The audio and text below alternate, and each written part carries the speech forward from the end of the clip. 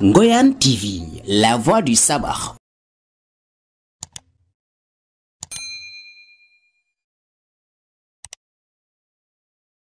di nuyu itam waa dëkk bi nga xam ne ñëw nañ fekkile si ñu ngi leen di sant bu baax di leen gërëm di am mbégte kontante lool nag ci bés bii surtout monsieur Soxna yow mi nga xam ne yow yaa xalaat affaire bii ñëw ñun ñoo ko waroon a xalaat def ko yéen ngeen am xalaat bu rafet bii ñëw ne da ngeen ko bëgg a defee fii wax dëgg yàlla loolu dañ leen ci sant dañ leen ci gërëm li mag di wax naan xale dana toog gis fu sori wala mag dana toog gis fu sori tey yéen seen gis-gis bi moo am na solo fii trop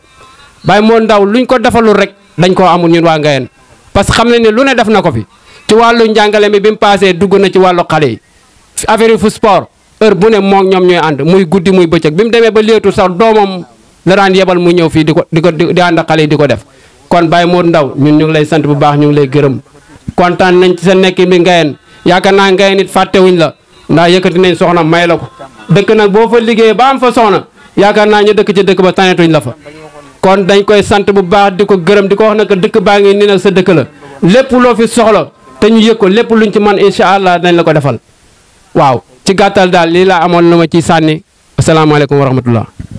À travers votre comportement vous nous avez honorés. À travers votre rigueur morale vous nous avez honorés. À travers votre sens élevé des responsabilités vous nous avez honorés. Donc grand merci au doyen Ndaw. En tant que jeune enseignant nouvellement affecté à Ngayene en 2000, j'ai eu la chance de trouver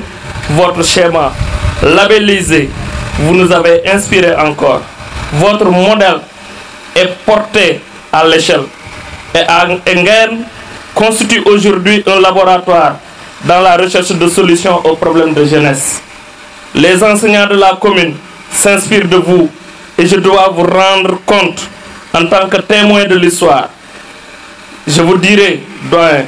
que nous vous avons décerné une mention très honorable avec félicitations du jury. Je peux le dire parce que votre modèle se retrouve dans notre ADN. Vous êtes parti, mais vous êtes toujours là, car le système aura toujours besoin de vous. Vous êtes une fierté pour nous. Merci mille fois et nous vous souhaitons une retraite paisible. Voilà, donc damay ñëw tënk li ma wax rek ci wolof def seede ci monsieur Ndaw xaj na jafe na mais aussi yomb na am nañ chance bi ñu ñëwee ñu am suñ doyen Jammeh xaj na du ma ko mën a citer sax ci discours bi bu baax parce que tey bésu monsieur Ndaw la mais waaw d'accord voilà ok moo tax rek boo xoolee presque j'ai connu le doyen surtout via monsieur Jammeh bi nekkoon suñu directeur mais dañoo jege woon trop ñu ñuy inspiré ñuy xool bu baax li ñuy def vraiment seen taxawaay fii nekk taxawaay bu rafet man chaque fois dama koy wax dama naan dama am fierté am ay doyen yoo xam ne bi ma ñëwee ay modèle lañ tey lépp lu ma man lépp lu ma xam lépp lu may jëfee ci ñoom laa koy xool seen tànk laa jaar aussi di wax ne à chaque fois boo toogee xale yi dafa mel ni comme ça ay empreinte la indélébile loolu moom ku am probité intellectuelle ak honnêteté war nga xam ne monsieur Ndaw def na fi lu fi kenn mënul def wala ku ko fi defit aussi di nga sonn parce que pour dab ko aussi jafe na donc di wax ne rek doyen tey vous faites la fierté parce que aussi tey amoon na loo fi ji doo am bés bi mais xañ na li nga rafetal ak sa comportement moo tax tey xale yi fàttaliku la ñëpp aussi fàttaliku la di wax ne rek dañ lay ñaanal aussi une retraite paisible di la wax ne yaa ngi dem mais aussi demoo parce que à chaque fois on aura besoin de vous donc di la wax rek yàlla may la vraiment njaboot goo xam ne dinañ la awu ci liggéey bi. De qualité, un intellectuel de haut niveau, pétri de qualité, d'ouverture, de tolérance face à la différence. Monsieur Ndaw est un modèle de conscience professionnelle, un modèle de probité morale. quelqu'un qui, franchement, se donne corps et âme pour le développement de cette localité. Nous avons fait cette école ensemble. Et franchement, c'est quelqu'un qui est imbu d'un patriotisme exemplaire, qui sait faire don de lui-même pour consentir le sacrifice suprême. C'est pourquoi, à travers lui, je voudrais rendre hommage à tous les enseignants ici présents et au-delà, à tous les enseignants de ce pays. L'exercice de la fonction d'enseignant, l'épanouissement que vous a procuré l'exercice de la fonction d'enseignant, se double de votre fierté d'avoir formé des générations et bâti des instruits qui survivront à la vague des changements sociaux par-delà les frontières, les mers et les océans. Vous avez formé des citoyens adaptés aux vicissitudes d'un monde en perpétuelle mutation. Vous avez rendu au monde son humanisme en le recueillant à l'image de son Créateur. Vous êtes la lumière étincelante qui illuminera les jeunes esprits assoiffés de connaissance. Vous êtes la pluie et le soleil qui ont fait éclore la multitude de potentialités qui sommeillent en chaque enfant. Artisan de l'éducation, conquérant du savoir, bâtisseur de la nation, architecte de la société, vous avez fait un parcours exemplaire dans le domaine éducatif. Monsieur Lowe, je n'ai pas le mot qu'il me faut pour vous rendre hommage. Parce qu'aujourd'hui, chacun d'entre vous, enseignant, est investi d'une mission d'éducation et de formation de ce que l'humanité a de plus cher, de plus valeureux, de plus précieux. Cet enfant, on est fragile, nous, malléable, que nous devons mouler, modeler, former, façonner et faire de lui le citoyen de demain. Un citoyen accompli, conscient de ses devoirs et responsabilités, un citoyen respectueux des lois et règlements de la nation, un citoyen soucieux du développement économique de son pays, un citoyen imbu d'un patriotisme exemplaire, prêt à faire don de soi pour consentir le sacrifice suprême. Dans un monde croisé des confitures, où les valeurs cardinales garanties d'une société équilibrée sont en perdition, où tous les principes moraux périclitent dans les abus d'un modernisme angoissant et dépravant, l'enseignant sera le repère et la référence qui rééquilibrera les tendances et remodelera les consciences. Monsieur Lowe, comment rendre des éloges dignes à un homme de votre rang, porté au signe de la grandeur, à force de tempérance et d'humilité, d'intelligence et de connaissance, de courage et d'abnégation. Qu'Allah puisse vous laisser encore longtemps parmi nous, inspirant cette jeunesse à la croisée des chemins, comme modèle vivant de l'excellence sénégalaise. Cette nation qui tire sa force et sa cohésion de la synthèse assumée de ses héritages africains, arabo-musulmans et francophones, si fiers de vous. qu'Allah vous laisse encore longtemps parmi nous, afin que vous puissiez continuer à guider cette jeunesse sur le chemin éthique et difficile que vous avez tracé et qui seul mène à l'épanouissement, celui de la foi, de l'engagement, de l'opiniâtreté. Monsieur Laou, je n'ai pas les mots qu'il me faut pour vous rendre hommage. J'ai quand même essayé. Et vraiment, je vous remercie de votre aimable attention. La cérémonie qui nous réunit aujourd'hui revêt une importance capitale en ce sens qu'elle nous permet de faire des hommages très vibrants à Michel Baye Modou Ndao, communément appelé Michel Ndao. Je saisis cette occasion d'abord pour remercier, féliciter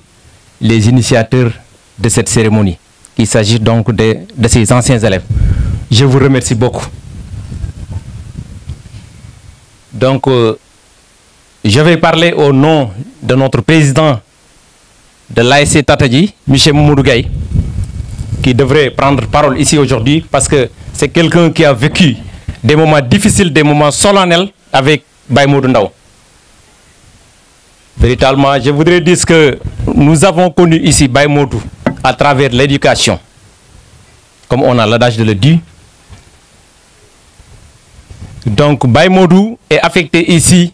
à Ngayen Sabakh comme enseignant. Il est affecté ici à l'école Ngayen 1. Mais il ne cessait de jouer ces trois rôles, le rôle éducatif, le rôle administratif et le rôle social ici dans notre village. Je voudrais d'abord emprunter la langue de Morière pour pouvoir atteindre la cible. Parce que Baye Modou, c'est quelqu'un vraiment qui a fait beaucoup de choses ici à Ngayen. Même les enfants doivent recevoir directement ces témoignages. Si vous me le permettez. Bon, mangi sargal ñep di nuyu ñep di jaajëfal ñep. Baye Modou dañ ko affecté fi mu ñew Ngayen Sabakh comme jangale kat man yalla def na ma am chance nek fi ak mom 99 2000 sama première année de service fi la ko defé Ngayen nekkon fi ak ñom Baye Modou fekkon lañ fi ak Michel Sall ak Modou Fatou Ndiaye mu nek ko xamné tay bu amé bés bu melni man war na ci mëna wax parce que dama bokk dund ak mom fi ci walu jangale mi njang mi ci walu sport bi et même dans la vie sociale. Comme Michel Diamé l'a dit, c'est un homme pétri de valeurs cardinales de la société. Baye Modou machallah yalla nang fi yag te wër. Véritablement ndaw dañu ñëw fi ma fekk ko école. Il fut une référence pour moi. Bi ma ñëwé en 99 c'était difficile. On nous avait formés pour 3 mois seulement. Mais bi ñu ñëwé bo gissé suñu carrière amuñu ci benn jafé-jafé ci sonnuñu ci. C'est grâce à ces vaillants enseignants. Je veux citer Baye Modou Ndao ak Mamour Diamé. Moustapha Ba peut me témoigner. Dañoo ñëw nekk ci seen kanam gis li ñuy liggéey. Gis ñu nekk nit yoo xam ne véritablement ci système bi li leen fi indi ñu ngi ciy def loolu ak loolu nekk dans l'obligation de résultat ñoom résultat rek lañ ko mën te ñëpp seede nañu ko. Ces anciens élèves qui ont organisé cette cérémonie là peuvent me témoigner. Ci classe yi la ñu nekkoon liggéey bi vraiment il abattait un travail de titan dans cet établissement. Bon loolu ñu ngi lay wax gàcce ngalaama Baye Modou Ndao merci beaucoup encore. Je peux citer le problème du sport. Mu ñëw pour créer une unicité, une synergie. Il a essayé de créer l'ASC Tatadji de Ngayen Sabakh. C'est la première ASC de la commune de Ngayen Sabakh qui est affiliée à la zone de Médina Sabakh. Donc bi mu ñëwee gis jafe-jafe yu am fi mu créer ASC bi ànd ci ak jeunesse bi di ci liggéey bu nekk nag. Donc Baye Modou liñ mëna japp ci mom c'est un acteur de développement, c'est un acteur éducatif d'abord mais c'est un acteur de développement. Bi mu ñëwé créer ASC bobu fi gis ngeen organiser nañ fi ay conférences religieuses fi au niveau de la mosquée. Ay setal ay causeries. Vraiment partout loo xam ne pilier boo xam point boo xam ne mun na créer un développement Baye Modou da ci daan participer. Je me rappelle très bien mos nañ daan bi amee ASC bi toujours dañ daan def ket dem ne nañ dem gis président Baye Modou Diallo nañ dem gis président Baye Pathé Mbow waaye moom moo ñu ne nag ASC bi mënuñ ko yor ci ñaan kese dañuy liggéey il faut ñu ñax pour am pour que suñu ASC bi mun na dund. Bon jàngal nañu ne nit dafa war a liggéey warul yëkkati loxo di tàllal kese pour doxal kuréelam wala institution. Baye Modou organiser nañ ay séance ay góobaan yaakaar naa ñi fi nekk xam nañ loolu yëpp dem ci tool yi di liggéey ñu fay la maa ngi rappelé wu boobu ñu ngi jàngale fii école ngeen sama première année bu ñu ñëwaan wàcc boobu midi lañ doon wàcc gontat mais bu ñu wàccee Baye Modou Ndaw bu ñu gontiwul war a dem góobi Baye Modou moom muy njëkk génn man dama jaaxaloon il m'impressionnait parce que un enseignant moo waroon a def leen mais moom mooy génn ne pap ani gumbo ana ñoom Daouda ana ñoom Seet génn leen ñu dem ci tool yi ñoom fili yéen ñëpp du ngeen ko weddi loolu leer la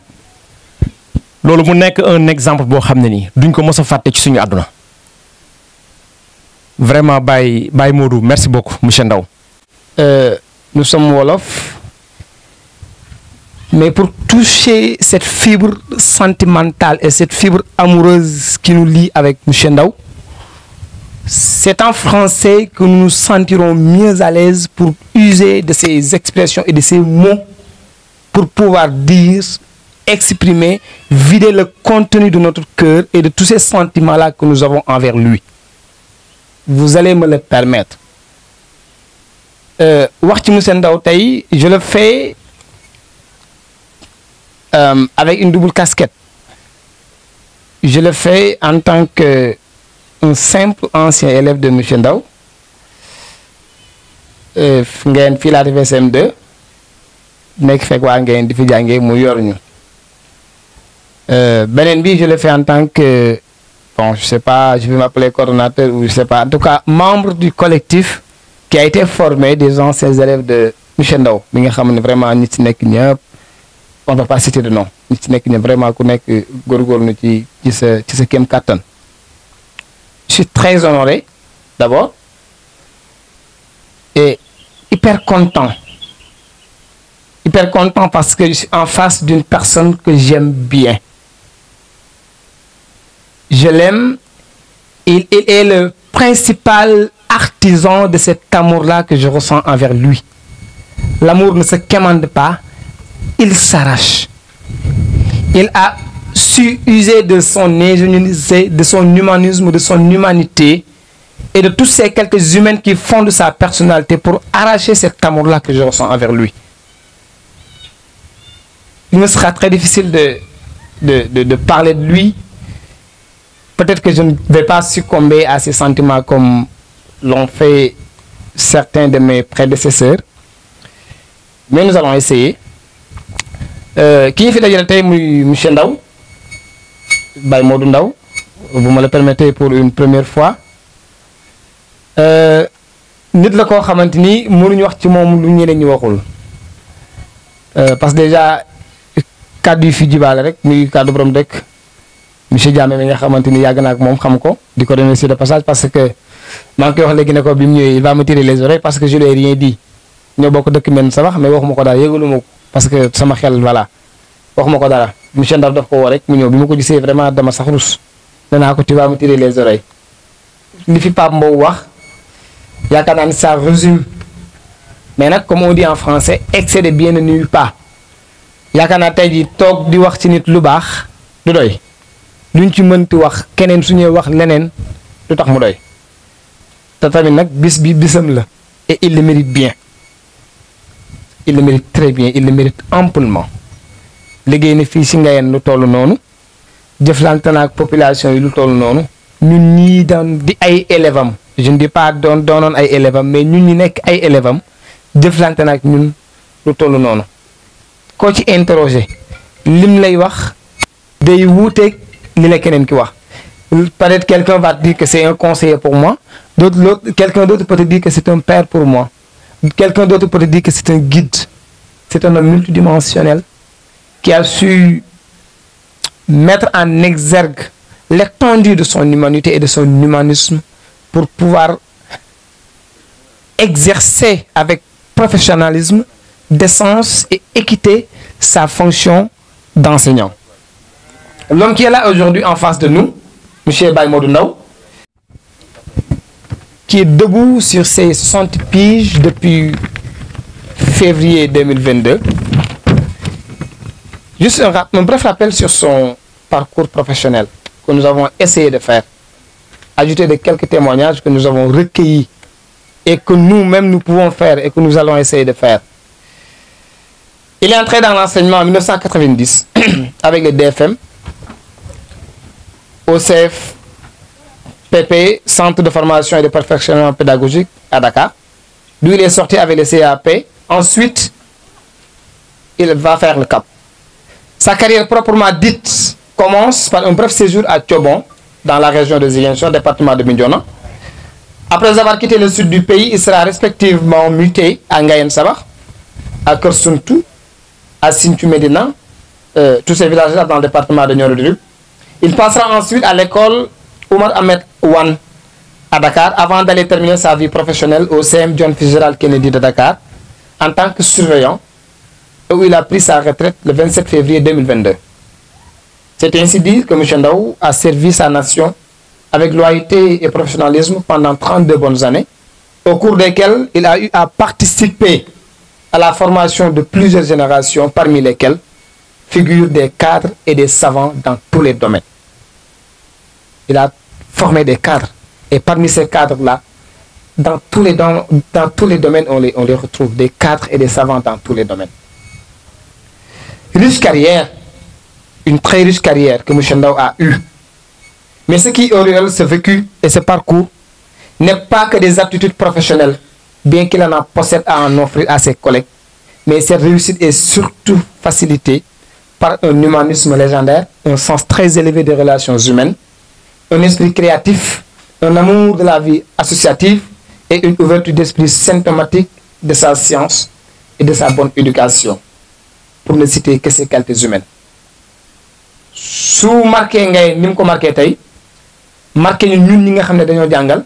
nekkul ne rek mëna jàngale gi mënoon jàngale ci biir classe da cee boole leneen loo xamante ni lu am solo la ci jàngalekat mooy lan mënoon na def ak population yi dugg na ci biir population yi di jëflanteeg ñoom jàppee boppam comme ku dëkk ci dëkk bi yaakaar naa ni su fekkoon ne dafa yem ci classe am di jàngale mën a jàngale lool jafe na élève primaire xam ne sama maître bi da aay na wala aayul yaakaar na lu jafe la mais tey soo gisee fi mu toll nit ñi fi ko nit ñi teg bëgg bi ñu ko bëgg yaakaar naa ni dafa weesu sa vie professionnelle, mais il a mis en exergue sa vie, sa personne sociale, qui n'est pas moins importante que sa personne professionnelle. Il a su combiner les deux pour devenir l'icône. Le mot est bien choisi. M. Ndao est une icône en Gaël. Et il terminera sa carrière professionnelle au CM John Fitzgerald Kennedy, où il a pris sa retraite. Et ce qui est le plus marquant et le plus étonnant dans tout ça est que John Kennedy, il n'a fait que 3 ans là-bas. 2019, la FADEM. 2022, il a retraite. Mais vous serez surpris, étonné, ébahi, stupéfait, ravi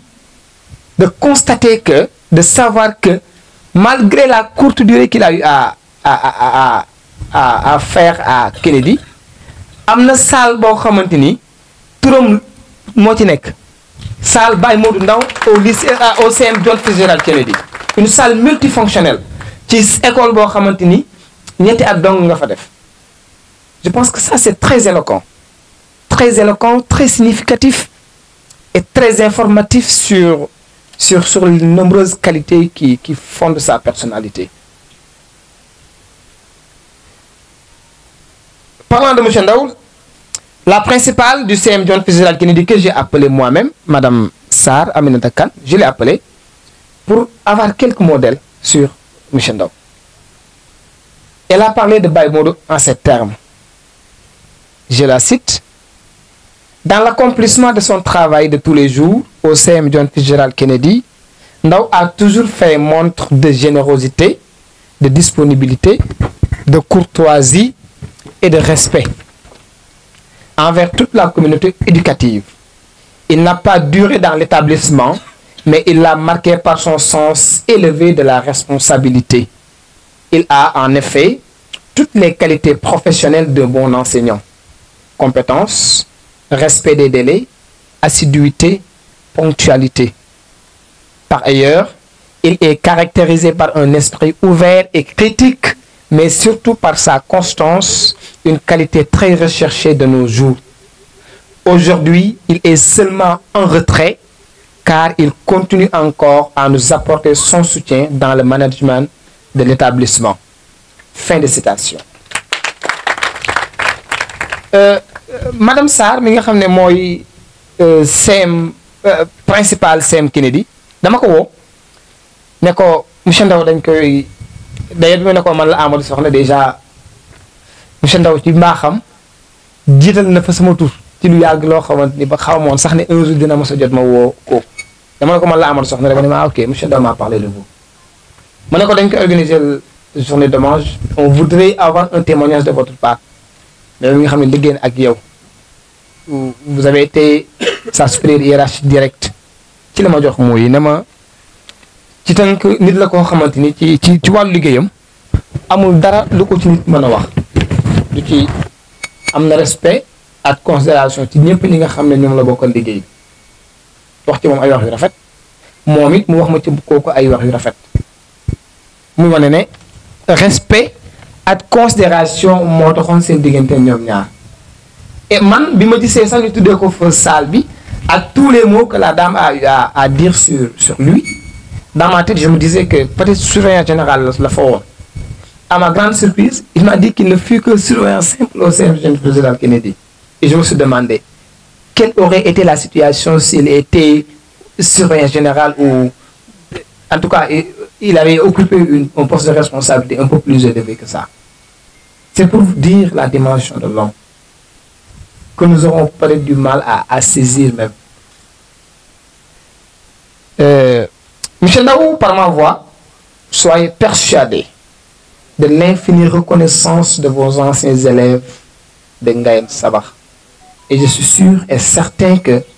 vos anciens élèves des autres localités pourront se joindre à ces mots-là, sans avoir tort, sans les prendre au dépourvu, sans trahir leur considération envers vous. On peut considérer que tous les élèves que vous avez eu à avoir au cours de votre carrière professionnelle pourront se joindre, autant pour moi, à cet élan de reconnaissance et de gratitude. Vos élèves devenus enseignants, comme moi, n'ont pas à chercher loin pour trouver un modèle dans ce métier, car vous en êtes bien un. Nous ñi nga xam ne nekkoon nañ say élèves yàlla def ñu nekk ay jàngalekat amuñ pour di xool keneen pour naan nan la ñu war a mel ban jàngalekat la ñu war a doon wala moom lañ bëgg a doon am nañ modèle un modèle je dirais parfait, le prototype d'enseignant dont ce pays a besoin pour voir le bout du tunnel, pour résoudre tous les problèmes auxquels nous sommes confrontés maintenant. Vous êtes un modèle. Un modèle non pas pour vos anciens élèves devenus enseignants comme vous, mais un modèle pour toute personne aspirant à avoir les qualités humaines requises pour faire abstraction de certains de ses défauts et de sa dose d'animalité.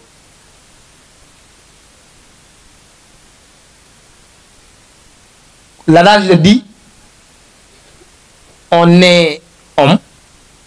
mais on devient humain. Vous avez su devenir un humain, avec toutes les lettres en majuscules. Vous êtes une personne pleine d'humanité. Et cette humanité est est doublé ou bien renforcé par une dose d'humanisme que j'ai rarement vu chez une personne. C'est un humaniste à la limite. Monsieur Ndao, tout ne peut être dit sur vous. D'autant plus que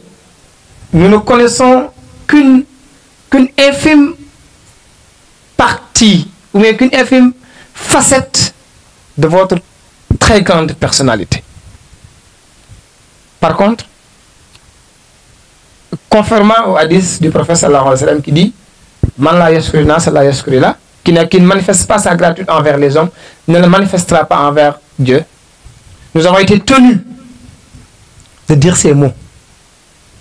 Nous avons essayé, à travers ce vecteur de communication que vous nous avez enseigné et que vous continuez à nous enseigner, nous avons essayé tant bien comme mal, non pas de vous faire un honneur, mais de vous rendre une politesse. On vous rend l'ascenseur. Les nombreux actes que vous avez eu à poser pour nous, vos anciens élèves, et pour toutes les populations d'Angaïne ici présentes, sont largement au-dessus de cette insignifiante journée que nous avons voulu organiser à votre honneur. Honneur mérité. Honneur a été rarement aussi mérité que celui-ci. Parce que vous avez œuvré pour ça. Vous avez arraché cet honneur. Nous vous souhaitons une très longue vie. Que Dieu vous donne la possibilité de vivre aussi longtemps que vous le désirez. D'assister à la réussite de votre progéniture, de vos enfants et de toutes ces personnes que vous avez eu à former,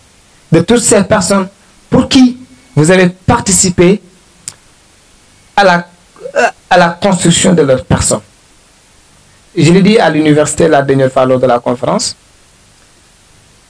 vous étiez là avec mon maître de CI et CP. Je disais que vous deux, vous étiez respectivement au début et à la fin de mon initiation à cette langue française que nous aimons. Et cette initiation nous a permis, on s'en réjouit, de faire ce que nous faisons aujourd'hui. Vous êtes une fierté pour nous. Vous êtes une fierté pour nous. C'est avec plaisir que nous disons tout le temps, toujours, que nous avons été élèves de M. Ndao. En vous regardant, je vois toujours le maître en classe. J'ai tenu à vous parler, à vous dire ces mots, à dire ces mots devant toutes les populations d'Angaïne, devant tous vos anciens élèves, que nous remercions. Nous sommes dans un collectif où chacun fait un travail très remarquable. Nous leur exprimons notre gratitude. Di gërëm waa Ngayeen ñëpp di jiital maire encore mi nga xam ne moom la fi yàlla teg mu jiite commune bi. Di ko gërëm ñaari yoon ci commune ci présence am d'abord beneen bi ci participation aussi. Dem naa fa demaat fa il m'a accueilli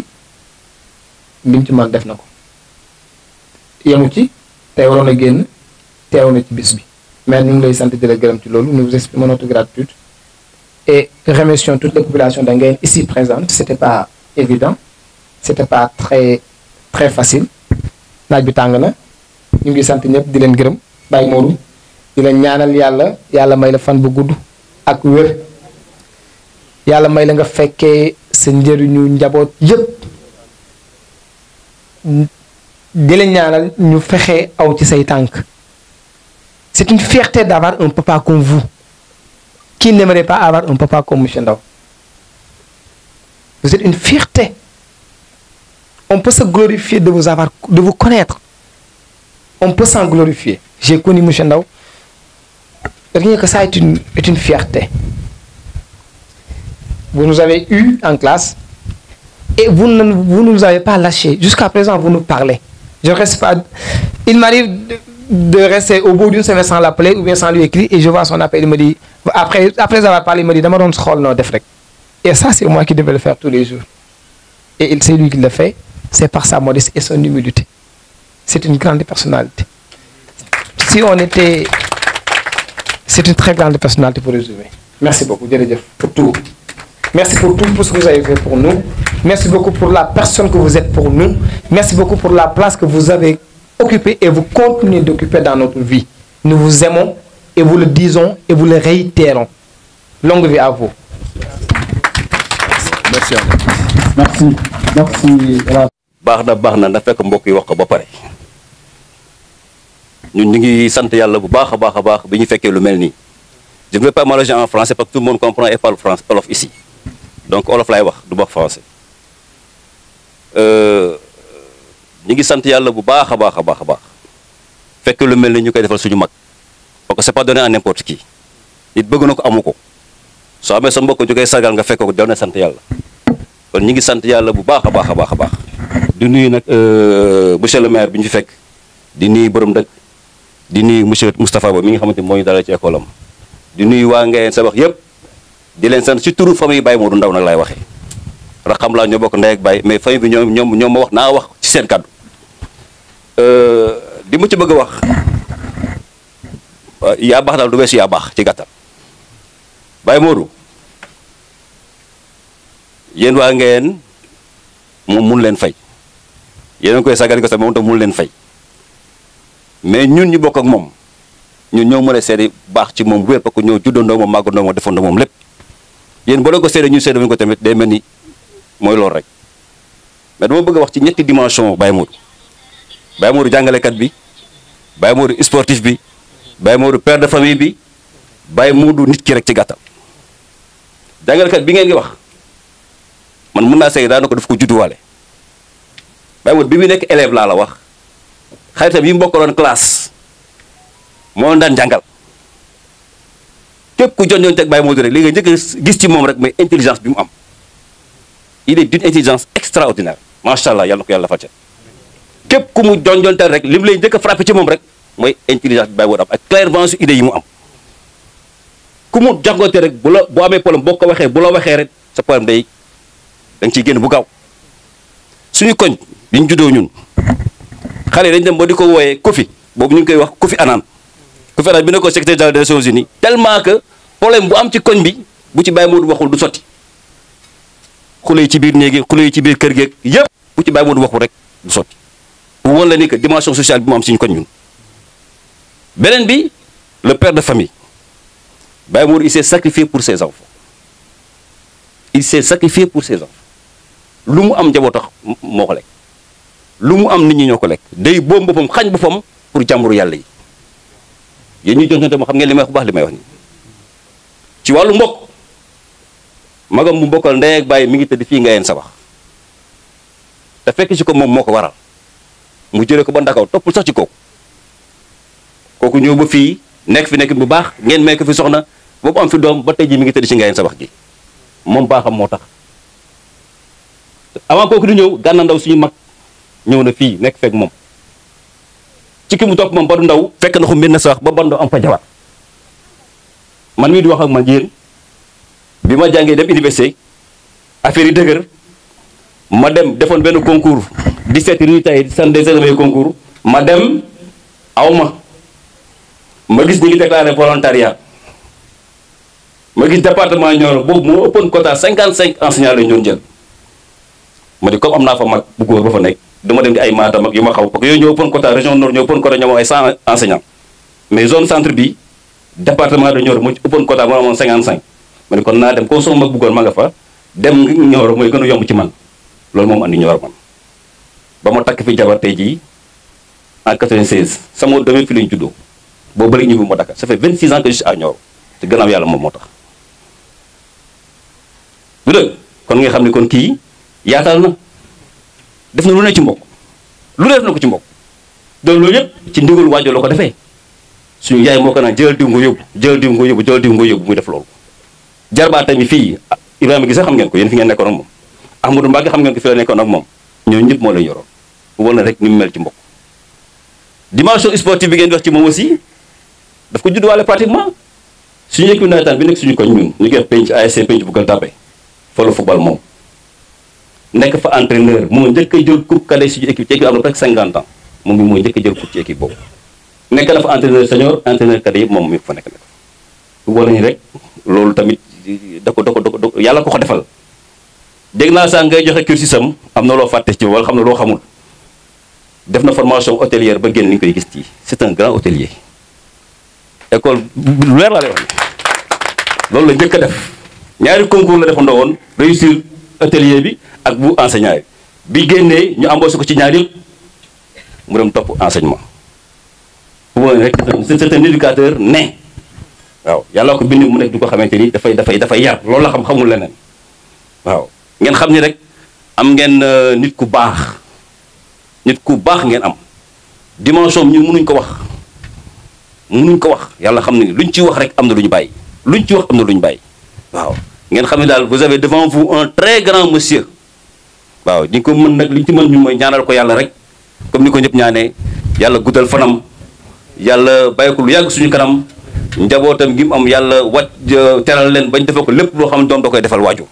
waaw ñu daal loolu lañ koy ñaanal di leen sant ak yéen waa Ngayeen Sabax yi. dajee ci mbeddu Ndakaaru yi ñu bokk idéal di xeex liberté di xeex démocratie di xeex daal na di ñaan yàlla réew mi boobu ay étudiants lañu ay élèves lañu di ñaan yàlla réew mi ñu yore ko ci royorin bu baax pour ñu mën a jàng convenablement accéder suñu ay diplôme ba mën a tekki loolu lañ doon xeex ba daje xamante ci mbeddi Ndakaaru yi ma ànd ak moom Gueule Tapée këram ba ma ko xamee affaire bi continué ba on s'est retrouvé ndeysaan ci beneen fànn ci Mbaye Modou Ndao nga xam ne c'est un homme multidimensionnel frère am wax na ko léegi muy yéen da ngeen ko xam ci enseignement donc ak sport mais c'est un professionnel de la restauration et de l'hôtellerie ci ministère du tourisme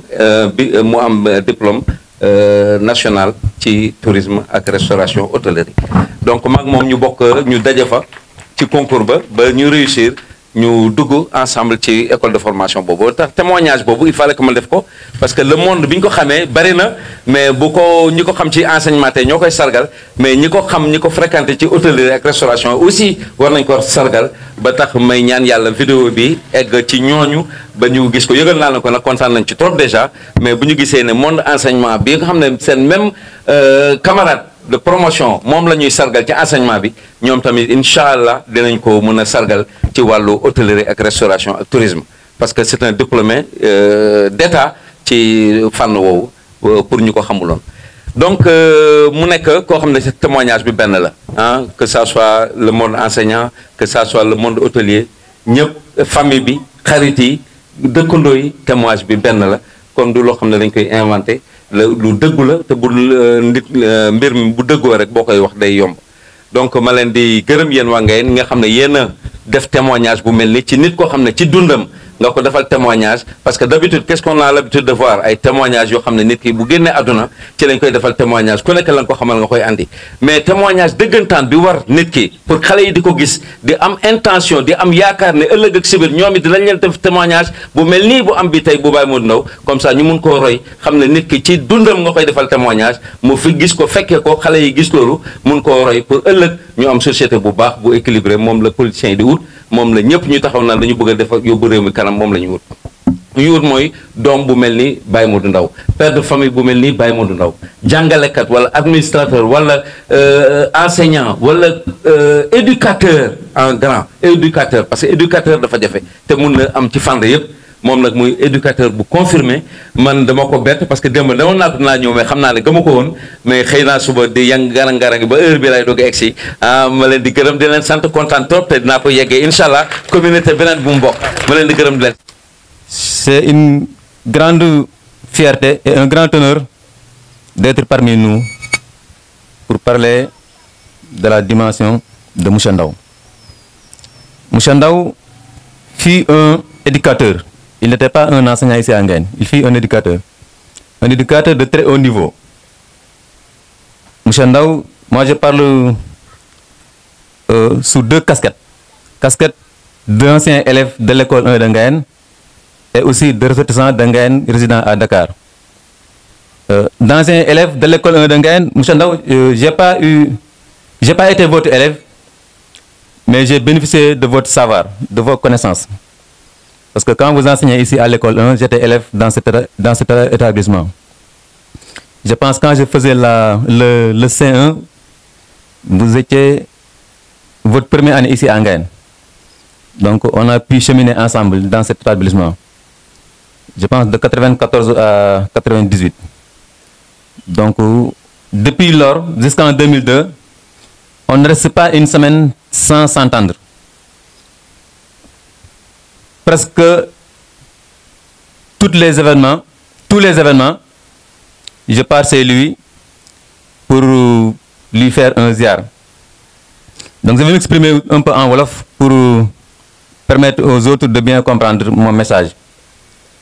Monsieur Ndaw, Ngayen amel nañ njukkal. Ngayen amel nañ njukkal parce que vraiment boo nekkoon yemoon sa classe bi rek ak sa salle bi ñi fi jaar bëri nañ waaye lu mu fi am amuñu ko. Man na bëgguma woon a wax parce que dama ne amul solo may témoigner ci monsieur Ndaw te xam naa it du ma def témoignage mais damay wax tuuti rek ci li ñu lié un peu parce que souvent moom dafa ma naan sunu lien entre ñun daf ma jaaxal parce que yaralu ma jàngalu ma la lu yàgg sonnu ma ci yow trop souvent dama ka da nga def erreur parce que certes benn at nga ma jàngal mais at boobu yàlla def na créé nga ci lien boo xam ne entre ñu ñaar man mënu ma ko expliquer personnellement te jéemu ma ko sax expliquer dama doon koo xam ne habituellement dama tàmm di honorer samay maîtres yi koy dégg xam nañ ko parce que ma jàpp ne nit buy jàng li barkeel diplôme moom dafa bokk ci ngërmande sëriñam te ñun sëriñ du question sëriñ bi nga dem jébbalu ci wala sëriñu daara bi parce que ma jàpp ne école aussi ki fa nekk di la jox xam-xam sa sëriñ la ñun maître yi ñooy suñuy sëriñ te ñooy dañoo war a wut seen barke seen ngërmande man ci loolu lay dox te fépp fu ma jaarit muy Mboro muy Kër Massar muy Ngayen même ba université samay maître relation boobu laay jéem a seq ak ñoom tout le temps moom nag da cee raw ak keneen koo xam ne mu ngi ci mbooloo mi fii mënuma aussi wax ci samay maître sans ma tudd ko muy Oustaz Modou Diouf parce que xam naa ne bu dee xam-xam moo ko njëkk a dugal sama bopp bi keneen toog ci la teg leneen donc lu ma mënta doon ci àdduna ak fu ma mënta toll ci wàllum xam-xam moom du ma ko mos a fàtte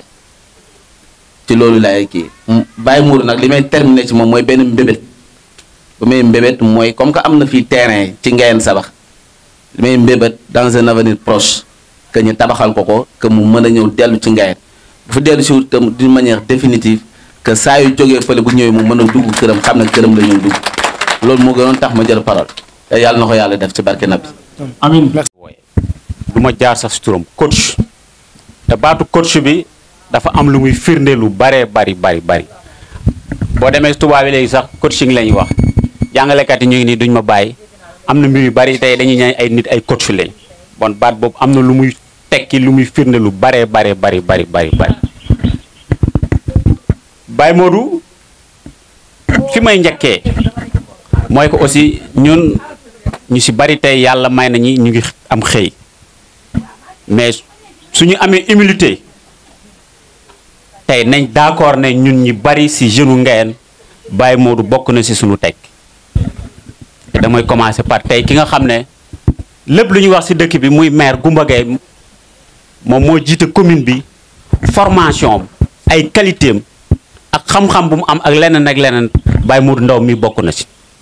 donc loolu dañ koy firndeel fii si dëkk bi nit ñi xam ko jeunes yi jàng ñi xam ko ndaw yi xam ko parce que nit ki aussi lépp lu mu def si yow nangul ne moo ko def ci moom ñun suñu demee ba région bi wala département ñu joxoon ñu cër si fànn yu bari c'est grâce à Baye Modou amul benn lettre administrative bu ñu mosul bind ñi teppi ko mosul am te du suñu xam-xam parce que jàngaluñ ñu ko école ñi fi toog ay borom xam-xam ñoo fi nekk ñuy jàngale ak ñeneen mais fi ñu daan commencé Baye Modou moo ñu daan wax nii ngay commencé fii digg bi fii la cëppaandaw gi fii la et Abdou Mbow na ma laissera pas mentir moom moo nekkoon secrétaire administratif association bi bon Baye Modou am na lu bari lu mu formé fii si dëkk bi am na ñu fi nekkul ay ñoom Babacar Thioy Babou Diouf wax na ko lépp luñ mos a tënk kër Baye Modou lañ daan toog mu nekk nit ku nga xamante ku yaatu la mosul am vie de famille soxnaam bi mu amoon boobu ñu koy wax Kiné période boobu noonu Kiné mosul tëdd nelaw mu nekk nit ku nga xam ne ku yaru la yaru bi si noo koy xamee Seydou Ndaw boo ko déggee léegi ci audio bi rek da ngay xam ne xale boobu dañ ko tàggat du ku nekk tey am na ñu mu âgé ay moromam tey ñu nekk fii si dëkk bi suñu leen joxoon parole si audio ñi wax ñemoo ko teg ci mbooloo mi ñu déglu ko bon loolu ay qualité yoo xam ne ci Baye Modou la nekk bu mooy loolu Baye Modou Fili wax na ko grand Fili esprit de groupe bi mu créé woon ci dëkk bi waaye nañ góorgóorluwaat ñu soxotaat ko Baye Modou pourtant nit la mais ñi toppoon ci ginnaawam dañ ko joxoon cër nekkoon ay taalibeem grand Dieng damay fàttaleku benn anecdote benn entraînement Dieng moo ñu magoon mos na déconné moom ak grand set bëgg a yàq entraînement mais dañ leen woo ñu toog kenn ku nekk ñu teg la sa place te loolu esprit de groupe kese moo ñu ko mayoon Baye Modou moo ñu yare woon noonu amul nii nga toll amul mag amul gone ñëpp cër lañ doon joxe ñi ma gis fii ñëpp seen génération Bassirou Ndiaye Cheikh Mbaye Ndiago Suna Abdou Aziz Thioy nekkul fi Mbaye Yaama ñoom Moustapha Thioy Babacar Ndiaye ainsi de suite seen génération ci dëkk bi ñoo ñi gën a yaru si dëkk bi man xam naa leen parce que génération 76 la ñun ñoo leen mag tuuti mais ñooñu amul kenn ku nga xamante ni mën nga gis xamante ci moom amul te loolu Baye Modou bokk na si ñu ko inculqué si ñooñu noonu si cette génération donc 80 bi mu déparé ak ñun man si la ma fàttaleku 95 la Baye Modou njëkk a ñëw si dëkk bi bon pas 95 94 lañ ko affecté mais 95 boobu bi mu ñëwee at boobu dafa fekkoon ñun ñuy dem di jëggaani si yeneen dëkk yi di football ay ñoom Baba Sall bokkoon na ay mercenaires ay ñoom Seet Sall fii li ñu fi dàqoon football dañ leen doon jël ñu dem 95 bi mu ñëwee mu ne non dañuy bàyyi loolu ñu créé équipe ci dëkk bi di ñu tàggat yemuñ ci football bi dañuy nan ngay respecté mag nan ak nan ngay def ainsi de suite loolu yëpp mu koon tàggat si ñun bon tey am na génération boobu mu tàggatoon c'est vrai que Baye Modou nekkul fi mais rupture boobu mënoon nañ ko bañ a sentir mais adduna bi dafa doy waar léegi li tax mu doy waar parce que génération bu bees bi bugguñ topp ci kaw kenn ñun man mii di wax ay gumba ay ñoom Abdou Mbow fépp fu ma nekk ak ñoom xalaatuma taxaw seen kanam te pourtant am na loo xamante ni luñ mën naa ko mais par droit d'aînesse dañ leen di jox jiital leen parce que ñooñu mag nekk suñ kanam di ñu jox xam-xam ñun aussi ñu mën a topp seen kanam bon génération bu bees bi football bu dee ngayeen parce que Baye Modou lu bari tey c'est vrai que éducateur la woon mais Baye Modou lim sooxoon ngayeen du jàng bi kese moo ko sooxoon mais si association mouvement associatif la sooxalee lépp dafa ñëw nekk fédérateur parce que bu njëkk ku dëkk ngayeen taba wala ku dëkk penku ba mosu doon nangoo dem tëgg waxtaane ji fa dem na ba ay tee débat ci la organiser dëkk bi yëpp nekk benn bopp di dóorandoor di xàccandoor di defandoor lépp te loolu Baye Modou moo ko tàggat ci dëkk bi bon loolu suñ ko gisee aussi dañ ko war a wax ci Baye Modou. D'une manière précise et concise il y a beaucoup d'activités mais depuis ñu xalaat bis bi on a essayé ñu jéem a surseoir lépp ñu ñëw toog daje fii ak yow wax ci yow répétition lay doon nit ñi wax nañ lépp mais tey bu ma doon maire su ma ñëwee fii témoignage bokk naa si ñu ko war a def su fekkee ne wuyoo naa la ma doon dinaa wax ci école bi dinaa wax ci li ñu seqoon muy sport bi dinaa wax ci wàllu social bi ak société bi école bi benn ñun dañoo ñëw ñu am benn système bu génn muy renforcement pédagogique par volontariat ñu ne danañ jël ay 3 personnes fii ci école bi ñuy jàppale xale yi hors des cours ma porté volontaire man mën naa ko maa ngi génn j'étais avec Pambo à la série scientifique ñoom ñu continuer université man ma dellu si ma porté volontaire ci classe bi lañ nekkoon man ak Baye Modou Ndaw su xëyee jàngale ma toog ci ginnaaw su ngoonee ma renforcer waaye ci laa gëmee ne rien n'est gratuit dans la vie gëm sa bopp rek moo am benn at laa ko def ñaar ma jàll EFI dem yóbbu ma Saint-Louis Barthélemy Dias Valentin devant 300 et quelques étudiants mais yàlla def na ci compétence bi mu ma jàngal fii su exposé tawaat dañ may woo ne ma yow jàngalekat nga woon man ak Néné Marie bi dëkk mel na sabax exposé bu ma sa jafe ñu jox leen ko ñoom ñaar ñu présenté ko te buñ ko présenté dañuy génn ak applaudissement te Baye Modou rusuñ taxaw fenn ci adduna bi laa wax làkk baatu tubaab bi Senghor moole fii ci Afrique ak Sénégal te loolu yow am na loo ci def parce que nag say mbind maa ngi ko yor ba léegi tax bi ñu waxee léegi dama bëggoon jóg dem kër ga génnee nag archive yi teg ko fii ci taabal ji lettre boo mas a bind maa ngi ko yor mos naa la bind benn lettre yàgg na maa ngi ko yor luñ mos a am ci photo ñu nag ñoom Samba Baye Chérif Diouf maa ngi ko yor kon tey jàngaloo ñu taxaw ci mbiiri nit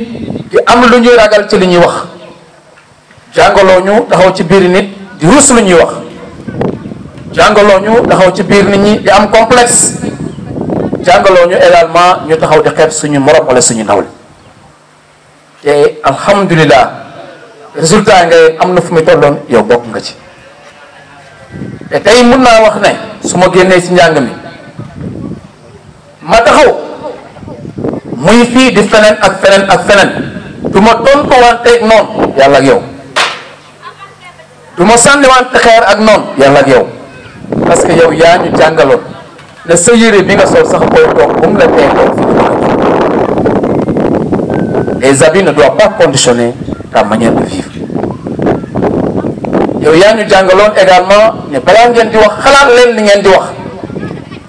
yaa ñu jàngaloon li Seydou Ndaw wax léegi su ngeen demee ci kanam mag ñi xam leen nu ngeen di comporté wu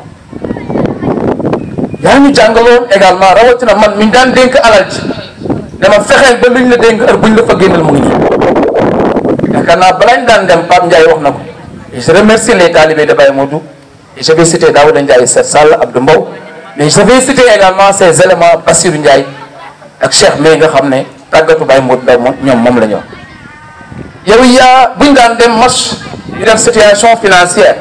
lu mu guddi guddi buñ ñibbisee même bu ñu gañee dañ dajee sa kër defaat la situation bilan loolu yow yaa ñu ko jàngaloo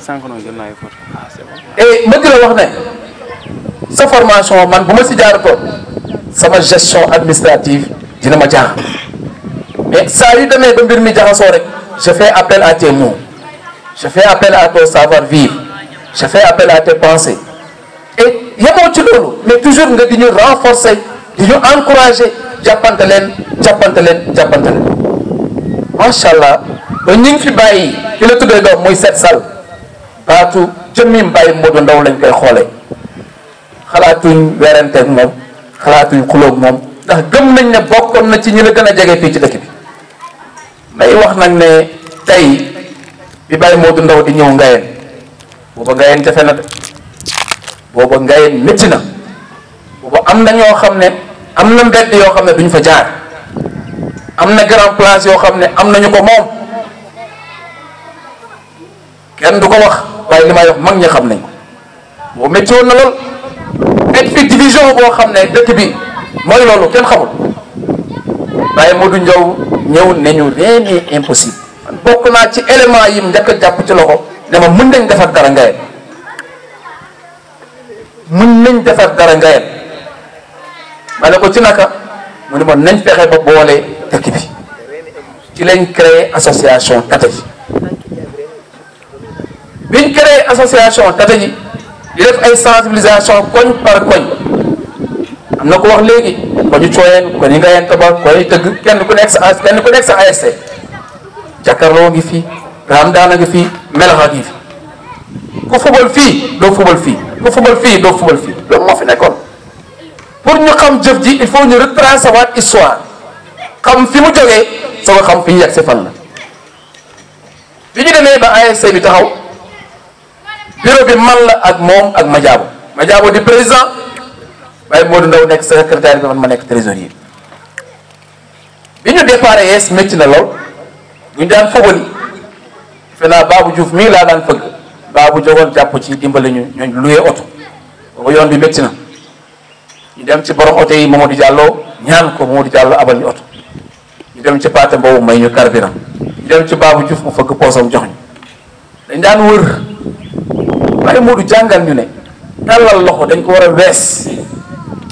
nañ ko yombee wees ma ne ko nan la ñuy def mu ne ma nañu góobaani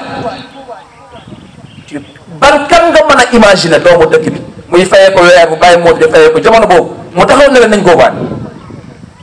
moo tax léegi Bassirou Ndiaye wax léegi c'est ça la réalité Baye Modou dafa nekkoon am ñu ko déggal topp ci kawam di ko déggal juróom ñaari Baye Modou buñ nekkee Ngayeen te déggaluñ leen amul njëriñ ça n'a pas de sens lu mu fi liggéey day yàqu mais ñun dañu ko déggal woon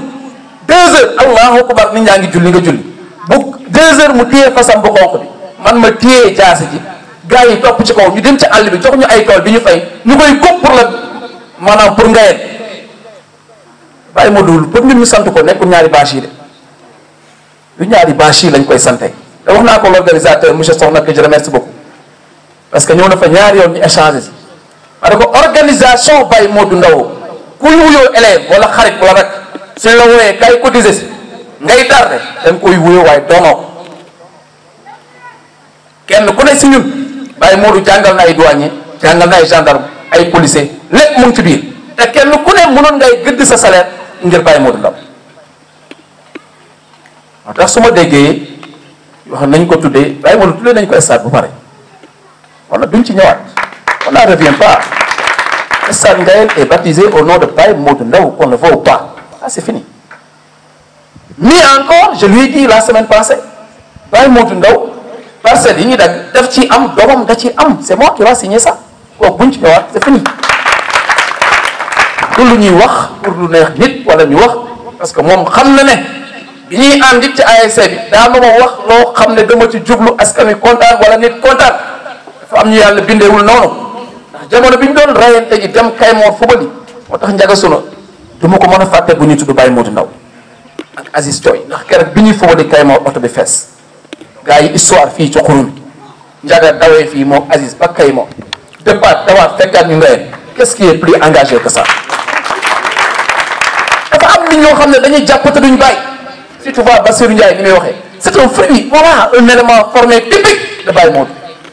c'est il est formé par Baye Modou Bassirou Ndiaye lu nit mën a wax xam nga ne à bas âge la nekk ci Baye Modou moo tax il est imbibé de valeur que j'estime beaucoup sama doomu ndey Fatima dama ko ne soo bëggee ku la tàggat dama teewee ji Bassirou Ndiaye waxuñ ko ngir politique damay wax nit ñi ne politicien fu waxee ñu ne politique waaye ñun la ñuy gañaloo ñoo koy reyante ji ci àll ba du lu ñuy xaar ci nit leer ñoo koy liggéey mais du lu ñuy xaar ci kenn kon dama bëgg dégg naa fi baat tabax këru Baye Modou Ndaw nay dëgg ci yéen de parcelle bi am na ba pare de nay dëgg gi mooy kenn ku ne su fëggee poosam ne une tonne a ngi keneen ni une tonne Njaga maçon la Abdou Aziz maçon la te ndox am na fi Mansour Diop maçon la man roñ ko di suuf lay doon te it na leer ne yéen ñi ko tudd bu ngeen ko tàmbalee man sama 2 tonnes taxaw na ba 3 ba 4 tonnes yéen ñi ko tudd bu ngeen ko tàmbalee buñ ko wax nag di ko wax c'est ça la réelle nit ki li mu mérito nañu ko delloo la mu mérito et là je crois que tey Baye Modou moo ko moom mais ñun ñii man mii di waxee monsieur Diame mii toog sama examen formation professionnelle def na ci loo xam ne du ma ko fàtte ba ilaa yomb ci kon monsieur Diame boo toogee ci teewaay bi dinañ la sant dinañ la gërëm wax ci dinañ ko gàttal mais dinañ defal mention à monsieur Soxna wax naa ko léegi dinaa ko waxaat Baye Modou waa Soxna ñëw na ba ci kër gi yow aussi def nga li nga war a def kilifa muy xale muy mag place rek la am place la rek maanaam la différence entre les autorités et les personnes c'est uniquement may leen ko mu ñëw toogal mu toog waaye amul lu leen uteeg autorités yi may ko mu toog yëg ko c'est tout ak loo mën a séq ak nit ñi nag te cër bi nga war sa diggante moom joxul la ko jàppal sa baaraam ne faalewul yow nag bi lii amee soxna wax na ma yow aussi nga jël sa téléphone woo ma démb ma ne ka réunion nga dellu ma woowaat te da ngaa ñëw nga yeen jël kilifa yi ëmb leen boole leen tu as valorisé suñu bàyyi sëñ Daara Ib Gaye Alaaji Njogi daa Gaye te it maa ngi dégg yàlla na fi yàgg li sama papa di wax am na juróom-ñeent fukki at ak juróom-ñeent dama fi yàgg daf fi yàgg parce que kuy def lu baax nit ñi te yàlla tax ak salaatu faatiha da nga fi yàgg su fekkee da nga naan da ngay def lu baax nag ngay dem di am gàllankoor ñu naan dana fi yàgg du yàgg xoolal ndax la ca biir baax na am baaxul yow nag yaa koy su baaxee xam ko su bonee xam moo tax Daouda Ndiaye ki waxal na ko Bassirou Ndiaye wax na ko Abdou Mbow dama wax ne du ma toog mukk di jooy di comme sama xarit sincèrement Pambo mosul jooy mais dinaa takk sama xol bi pour wan nit ñi li ma fi indi li ma fi teg ak li ma tax a ñëw fii ndax mbooloo mi sax bi ma ñëwee xool bâche yi kontaanuma lu mbooloo mii moo war a sargal Baye Modou mbooloo mi de faut que ça soit clair et nag des na parce que l'inauguration du stade dénommé Baye Modou Ndao dañ koy def ci nawetaan moo tax yéen waa Dakar gis ngeen mais may leen ma ba politiciens yi jóg ngeen xam suñ jógee ñun da ngeen xam ndax mbooloo mii lay doon wala doon mbooloo kon ñun dañuy inaugurer stade Baye Modou Ndao on va inviter des ordonnances des personnalités de haute qualité pour ñu siggil ko parce que lu mérito la ngeen baal ma nag ci ton bi may waxee nii moom laa mos di waxee bu ñu àndaan it su ma ne bëri bu ne baal ma ba te xamoon na ne moom mii mosul woote lu ma des ginnaaw mosul dénkaane alal ju ne ci man la jaar mu ñu ne manqué na mosul am histoire bu am Baye Modou Faye kon ñu ngi lay gërëm di la sant di la wax ne sa doom xale yi ñoom ñëpp fii la ñu dëkk heureusement déposé nañ demande de parcelle te danañ am juxtaposé ñoom ñëpp ñu dend ak yow ba bu ëllëgee ku mën a tabax te wax parce que ñoom ñoo dëkk lay seen bopp ngayeen maa ngi lay sant maa ngi lay gërëm di la yóbbante gërëmoo suñu way jur su góor gi ne na li may ko ne tàggoo ne ko maa ngi dem d'habitude il m'a dit que boo demee nuyul ma Baye Modou ne ko nañ ko doon ñaanale ñu ngi koy ñaanale di waxit ne sëy tas na fi bataay wala waaj a tas Baye Modou Ndao tax nit ñoo ñu delluwaat guddi te kenn yëgu ko kenn yëgu ko kenn ay nit tëkkuwante nañ fi parce que fii Saalum la tëkkuwante nañ fi ba mu tàkk mu fay guddi te kenn yëgut ko te Baye Modou mooy yónnee ko tànkam dox ko naan kon yow vraiment daal sa famille Pape Ndao wax ne nit buñ ne baax na ñu ne mbokk ya mais ñun say mbokk lañ ñun ba Pape Ndao waxutoo nit ñun mën nañ seede ci yow bi ma gisee image yi Dakar nga def ci école bi 3 ans fête biñ feetal Baye Modou lillaahi wa rasuuli da ngeen jël image yi ngeen xool ko biir salle bi niñ tegee table yi mbooloo ma fa nekk ak salle biñ ko tuddee moom mu ngi yor image yi na leen ko envoyé su leen ko envoyé ngeen ko dañ xam bu ñuy defaatal Baye Modou nan lañ koy defee may remercier nag ces anciens élèves parce que li initiative bu noble la ca tegu rek mooy di ñaan yàlla bàyyi ko fi bàyyi leen fi te ñu woyefal suñ bopp ni mu woyefalee woon boppam attention nit ku baax day woyef lim sol ni sax boo demee mu ngi ko gêné parce que il est non mais en fait il ne voulait même pas s'asseoir ici donc nit ki su fekkee da ngay am loo rey ci moom nay nekk d'abord jikko fexe ay valeur am nga xool ni muy comporté woo nga jéem a comporté woo noonu te Sénégal gi ñu toll nawatuñu nit ci yére liñ lay naw savoir vivre ak savoir faire say valeur say compétence tey bu soloon souhaitement ñëw toog fii dañ xam ne ki toog fii Baye Modou te du wóor na ma loolu moo ko gënal moom ndax keroog biñ koy tuddee stade ab chemise la ñëw sol toog mu neex lool ça c'est de la sympathie Baye Modou équipe baa ngi noonu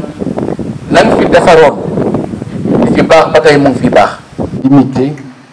à cette langue nationale qui est aussi très belle, c'est le Wolof. D'autant plus que l'audience que nous avons est une audience Wolof. Alors wax Wolof nag dina yomb ci ñun parce que ay Wolof lañu donc li ñuy tàmbale mooy sant yàlla suñu borom moom mi ñu fi bàyyi ñu war a mën a fêter 60 ans 60 ans du ñaari fan juróom benn fukki at ñi ci jóge bari na ñi ci eggul bari nañ ñi ci egg te mënuñu dara bari nañ ah bu yàggul rek nous on a traversé des situations yoo xam ne yaakaaroon nañu dinañ bokk ci ñiy dem mais yàlla moo ñu fi bàyyi donc ñu ngi koy dolli di ko sant di julli ci sang bu tedd bi di Seydina Muhammad sallallahu alayhi wa sallam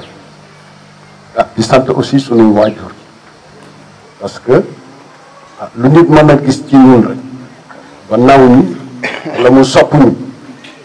waajur moo ñu ko may donc ñu ngi leen di sant bu baax sunu waajur yi di ñaan yàlla mu yërëm leen di ñaan yàlla mu jéggal leen alors li ñuy wax destin nag man ci foofu laay bëgg a tàmbalee sama waxtaan mooy li ma indi nga destin la am na ku ko rappelé sànq di wax ni ma fi ñëwee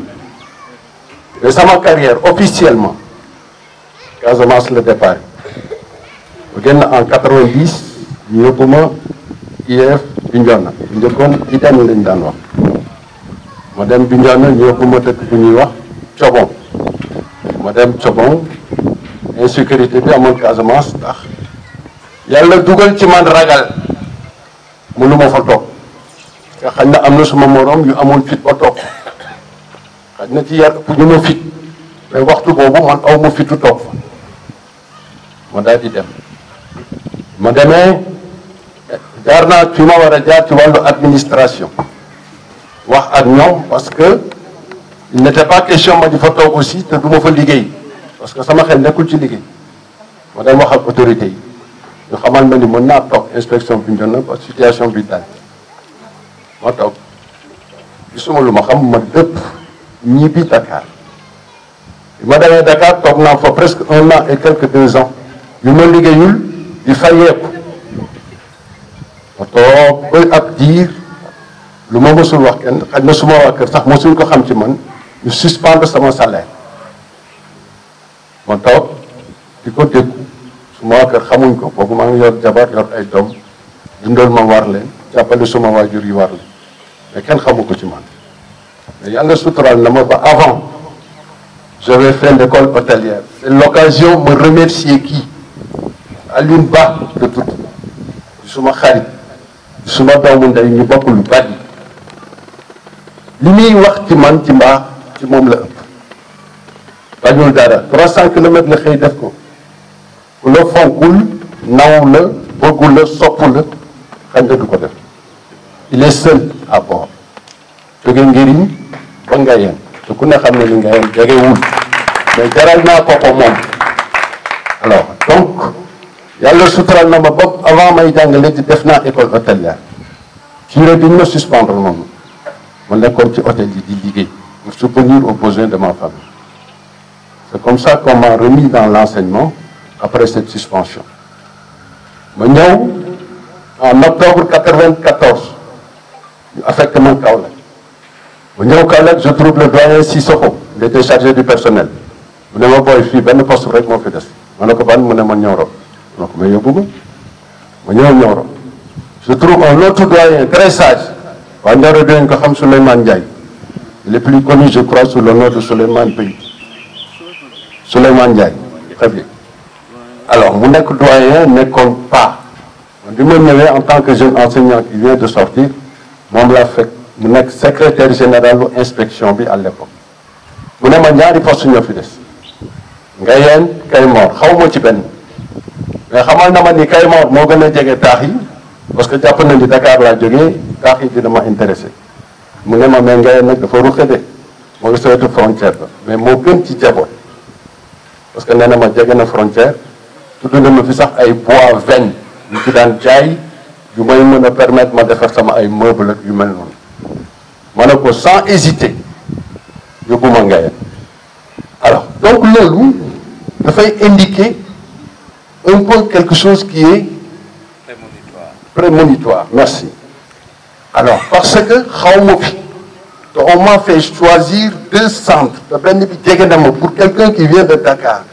peut-être mënoon naa bàyyi xel ni doomu Dakar la centre bi bu ma jegee moo ma gën a arrangé mais non j'ai préféré aller au fond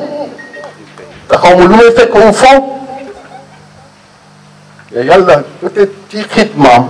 mi ngi may wax ni boo fa demee di nga fa am bis bu mel nii tey man xaw ma ko woon alors donc li ma fi indi ba yéen waa Ngayeen ngeen jàpp ma parce que da ngeen di faral di jiital li ma def mais li ngeen def moo war a jiitu parce que bi may ñëw xamul leen ci man mbaax bi ngeen may yaatal ba di ma jàpp yéen xamul leen ci man mbaax parce que boobu maa ngi nekk gan ci yéen donc dalal boobu ngeen ma dalal yaatal ma ci lecture ma liir ni jàmm ñi ngi am ci dëkk bi ci laa ne faax na daa di toog parce que xam naa ni dinaa fi am jàmm parce que li ma fi gis jàmm ngi fi te loolu du lu ñuy échanger ak man li ma fi def loolu moo war a nekk au-dessus de man li ma fi def donc li ngeen di wax mu rafet trop ñu ngi ko jagleel presque ay néew parce que ñaareel ci néew la ñuy wax yu rafet yu toll nii te li ngeen wax ci man dafa ëpp man tollu ma noonu man melu ma noonu aussi man je n'ai fait que mon devoir bi nga xam ne su ma ko defulee damay mbugal sama bopp parce que en réalité c'est ça man bu ma ñëwee fii tey sama bopp lu ma fiy xamee lu ma fiy jëlee lu ma fiy amee dinaa fi am lii du ma ko fi am du ma fi am jabar du ma fi am trondo ah sama njaboot mu du fi yaatu samay mbokk duñ fi yaatu alors donc gàtt xel la ci man ak ñàkk xam àdduna ak xamadi moo tax ba waroon mën a dundee neneen damay perte maa ngi sant yàlla suñu borom di doon di sant suñu waajur yi bi ñu tàggatee ci doomu aadama rek mooy garabam waaw ci loolu la ñu doxe ba egsi fii ñu egsi donc ñu ngi leen di gërëm ñu ngi leen di sant ñu ngi ñaan yàlla dëkk bi yàlla yokk fi jàmm yàlla yokk fi sutura nit ñi fi ne ñëpp yàlla na yàlla dolli leen sutura li fi mbugal wala li fi fitna yàlla na ko fi yàlla soreel yàlla yokk yiw bi yàlla yokk sutura bi bon li ma ci bëgg a teg mooy bàyyi xel Mandiaye Dieng parce que bi may wàcc ci dëkk bi moom laa fi fekk comme directeur d'école bàyyi xel aussi ci Pathé Mbow parce que bi ma fi wàcc moom laa fi fekk mu nekk président des parents d'élèves muy ñaari nit yu ma installé ci dëkk bi ginnaaw bi ma ñëpp accueillir nag parce que réew mi aussi bi ma fi ñëwee jaar naa ci dëkk bi dugg naa ci kër yi nit ñi am yërmande nit ñi baax nit ñi yaatu mais ñaari ñooñu dañ ma tettee Mandiaye umpalewu leen ni mu miine woon dëkk bi Pathé Mbow doomu dëkk bi la li mu am yéene ci école aussi yaakaar naa wane na ko plusieurs fois alors bi ma ñëwee ñoom ñaar aussi te nañ ma dimbali nañ ma ba ma mën a intégrer la communauté ngaynoise donc ñi c'est le lieu pour ñu ñaanal leen ñu ñaan yàlla mu yërëm leen ñaan yàlla mu jéggal bon j'en profite pour nuyu sama goro Aram Gaye aussi parce que ki la amel soxna aussi foo ko gëstoo war nga ko gërëm waaw doomam mu ngi sama kër ma nga fay sëy ma nga fay góorgóorlu yàlla dénk nañu njaboot ñu ngi koy ñaanal yàlla moom it ci biir sëyin bi yàlla dafa ko ci sutura yaayam yàlla bàyyi ko fi ba ci kanam mu ànd ak ay mbokkam ba ci kanam alors donc suñu passé loolu dañuy wax ni li ñu am fii tey dañ koy bokk ak bépp jàngalekat rawatina nag jàngalekat yi nga xam ni ils ont servi à Ngayène mais rawatina jàngalekat yi nga xam ni durant période bi ñu koy taxañ ñun ak ñoom ñoo fi nekk bokk na si Mamour Diam bokk na si monsieur Ba n'est plus là bokk na si monsieur Sall bokk na si monsieur Diouf ñun ak ñoom ñoo fi nekkoon ñeneen fekk nañu fi ku mel ni monsieur Sy mi ngi fi woon monsieur Ablaye Niang il était là ak ñeneen ak ñeneen donc d'une manière plus large képp kuy jàngalekat bokk nga ci parce que mission bi benn la yéene bi ci ndongo yi benn la dara wutalewuñu lu dul di góorgóorlu ci biir classe yi di góorgóorlu ci auprès des élèves di góorgóorlu auprès des parents d'élèves pour seen doom yi nekk ay nit yu amal njariñ société bi parce que la finalité de l'éducation c'est ça c'est de produire des citoyens qui sont capables d'aider et de transformer cette société-là alors ñun ñëpp ñoo bokk mission bi donc ñun ñëpp bàyyi leen xel ni yéen a ngi ci biir yéen ñëpp yal na yàlla fay leen yal na yàlla taxawu leen yal na yàlla dolli leen suuf quelqu'un l'a dit, au-delà des classes que nous avions, des classes classiques, ça la war a wax, une classe entre 4 murs, yeneen li ñu daan def aussi ci classe la nekk, ça veut dire des équipes de football, classe à découvert la peut-être, mais classe la parce que ay élèves ngay tiim nga am un discours pédagogique, am des moyens pédagogiques yu utiliser pour atteindre ces objectifs, rien ne les différence bi dafa nekk ci biir classe yu nekk. Mais un entraîneur, c'est aussi un éducateur, c'est un pédagogue, c'est un sociologue, c'est un psychologue. C'est tout ce qu'il faut pour amener des gens vers un but précis. Donc, mon métier d'enseignant, il faut continuer sur le terrain, mais il est resté le même. Classique, entouré d'autres élèves. Alors, tout pour dire que l'enseignant, à tout moment, il y avait ce qu'on appelait le concept de médecin sans blouse. C'est le médecin qui, au sortir de l'hôpital aussi, a fait des petites attitres de voir tant la population. Parce qu'il me semble que le médecin a aussi une importance dans nos communautés, surtout rurales. Le niveau d'analphabétisme est très élevé. Il est bon parfois pour que nous, nous ayons tout le temps, que nous ayons vers nous pour nous céder à nous li ñu xam. Dina tax ñu yeneen dina tax aussi ñu xamal leen loo xamal ni ñi nekk ci classe yi ñoo ko mën a xam mais ñoom alors pour dire simplement que enseigner ci classe kese c'est partout partout dans ta vie tu dois enseigner mbedd mi da nga war a enseigner grand place yi da nga war a enseigner date yi da nga war a enseigner parce que du dara lu dul transmettre du savoir mais pour nga def pour nga mën ko def wala pour mu am njariñ il faut que nga am yërmande il faut forcément yërmande lal ko bu ko lalulee réussi pas yërmande bi moom mooy jur tolérance parce que ki ngay jàngal du xam ki xamoon nag da nga koy muñal soo ko muñul doo ko jàngal donc voilà des qualités qu'il faut cultiver chez nous tous parce que kenn ku nekk ci ñun nag jàngalekat la aussi parce que suñu njaboot yi ñun leen war a xamal ñun leen war a jàngal il faut que ñu bàyyi xel loolu su ko defee ñu mën a muñ ñu mën a tolérer pour que ñu mën a nekk ak ñi suñu mënul nekk ak ñi duñu leen mën a jàngal. Alors c'est à cette tâche-là que je me suis évertué durant toute ma carrière et peut-être en dehors de cette carrière professionnelle pour essayer de servir et de toujours servir. man jàpp naa ni nit fu mu ne dafa war a amal njariñ askan bi bokk na ci samay prière li may wax wala li may dox mu nekk luy jariñ doomu aadama bu ko narul jariñ amul njariñ koy lor donc c'est un peu en fait loolu ci li ñu bëggoon a wax peut-être ci la bokk bon leneen lii mënuñu wax fii ñu taxaw te duñu tudd tata gi parce que tata ji ci nuñ ko mën a décrire moom mooy beneen ween bi nga xam ni moom la ñu doon dundale suñu nekki parce que sport la te sport dafay nekk baromètre sport dafay nekk luy déterminer conscience collective bu askan man bi ma ñëwee fii ginnaaw bu ñu taxawalee tata ji ba pare ñi ma àndaloon c'est l'occasion de les remercier ñoom Goumba Gueye ñoom Pambo ñoom Madiaba ak tout le personnel administratif bi ñu doon jàppale pour que ñu gérer cette association là dañu nekkoon aussi ay nit yoo nga xam ni ay nit yu am njàmbaar ba ñu ci dara Ndiaga Souna ak Abdou Aziz Toy Goumba Gueye tout de suite lay wax lii firndeel seen njàmbaar ci tari ñu daan organiser fii mag kenn du leen ko jiit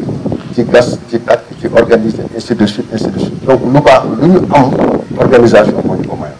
ak discipline de groupe nit dafay am yar pour mën a réussir quelque chose donc su ñu ñëwee ci loolu ñu ñëw fekk fii ay jeunes yoo nga xam ni comme Goumba l'a dit seen rapport yi c'était un peu heurté du avancé loo dëkk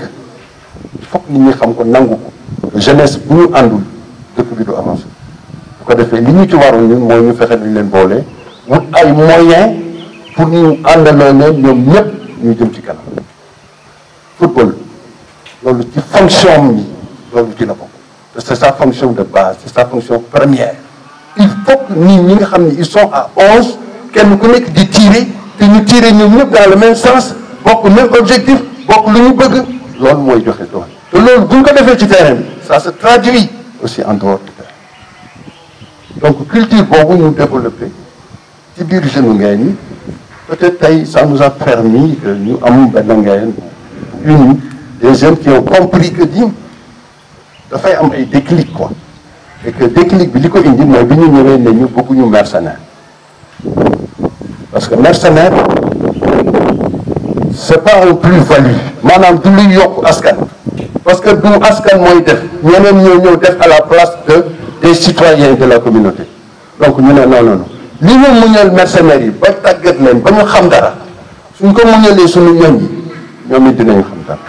Donc on est parti de ça pour jël xale yi dëkk ci dëkk bi kenn bokk kenn duñu rax ñu dem ak ñoom ci li ñu am mais bañ koo jéemee gis nañ ni mën na ne ci la ñu gagné ñaari coupe zonale de Dina Sabax ñaar daanaka dañ ko tegle parce que defe naa 99 la ak 2000 je crois xaw ma 98 ak 2000 ñu jógee fa on a gagné les phases départementales conditions yi ñu demee phase régionale c'est normal que ñu am fa lañ fa am mais ce qui est sûr et certain que lu ma wér la loolu bu ñu fa demoon ci conditions yi normales néew ma duñu gagné nag parce que football la mais dinañ am beneen taxawaay bu dul boobu parce que on avait une très bonne alors donc ce parcours avec les seuls fils de Ngayeen c'est ça qui m'intéresse man loolu moom ma gën a intéressé ci parcours bi ñu def amul benn mercenaire bu ñu rax doomu Ngayeen yi kese ñoo def parcours sportif boobu devant des gens qui ont sélectionné parce que équipe bi ñu taseel fii mu jógee Proxaan dëkkuñu Proxaan équipe bi ñu taseel fii Nioro ba door ko final départemental dëkkuñu Kër Madiabel la xam ils viennent tous de Kaolack alors que ñun on est parti de nos propres moyens donc ça fait comprendre aux populations de Ngayeen muy élève muy ki ne ci tool bi muy ki ne ci gétt gi ak ku mënti doon li nga xam ni su ma sukkandikoo ci sama force kese su ma amee jom am njàmbarte mën naa sori et cela est très important et ça a créé un déclic pour les jeunes de Ngayeen à partir de ce moment les jeunes ont compris que tout est possible su fekkee ne am nañu ngëm-ngëm ci dara et ça c'est important donc loolu il faut que ñu conserver ko il faut que ñu bàyyi ci xel il faut que ñu gën ko jàpp donc li ñu fi am ni tey muy teranga sama famille am ko muy teranga képp kuy wuyoo ndaw bokk ci képp kuy jàngalekat aussi bokk ci vraiment ñun ñu ngi leen koy gërëme ñun ñu ngi leen koy sant ci le collectif des anciens élèves de Moussa Ndao et je dirais pas des anciens élèves de Moussa Ndao mais des anciens élèves des enseignants parce que certainement c'est pas Moussa Ndao seulement moo leen jàngal donc kenn ku nekk indi na ci waaram donc li ma leen di wax mooy di leen remercier au nom de ma famille di leen sant du ma ko lim nag du ma ci lim Massamba du ma ci lim Mademba il y a une personne morale parce que moom la ñu jox ñu jiite ñu collectif bi muy Amadou Soxna Amadou comme il l'a rappelé Dina Sabax la jógewoon ñoo fi def ci 1 an ñu jàngal ko CM2 c'est une chance pour un enseignant mu am xeetu parcours boobu chance la parce que cette classe de CM2 keneen mënoon na ko yor ak boobu mais ci man la tombé mu tombé ci man liñ ci man ñu def ko ci yàlla sutural ñu ci ba ñoom ñëpp ñu doon li ñu tam donc luñ ci am encore une fois ñun ñëpp ñoo ko bokk ñun ñëpp ñoo ko bokk parce que dafa am Nelson Mandela concept bu mu développé après sa libération pour réunifier l'Afrique du Sud ñu di ko wax le contexte de Ubuntu Ubuntu benn concept la bu mu fouillé ci patrimoine culturel la mu jëlee ko ci benn xeetam Ubuntu dafay wax ni doomu aadama lu mu am na bàyyi xel ni ñeneen ñi ñoo tax mu am ko et par conséquent lépp luñ ci récolté dañ ko war a séddoo moom dafay wax dañ ko war a séddoo à part égale donc awma ko ñun ñoo ko bokk fii buñ fi am tey ñu ne yéen l'aurait été vous peut-être duñ ko fi am su ma ñëwoon fekk réticence seen côté duñ ko fi am su ma leen bëggoon boole te bëggu leen bokk am donc luñ fi mën ci am fii ñu ne yéen ñoo ko bokk donc ñu ngi ñaan yàlla dolli ñu sutura ñun ñëpp yàlla defal ñu jàmm defal ko Ngayeen defal ko les populations de Ngayeen defal ko les jeunes. Bon dama ne damay finir mais foog ma wax ci àll bi aussi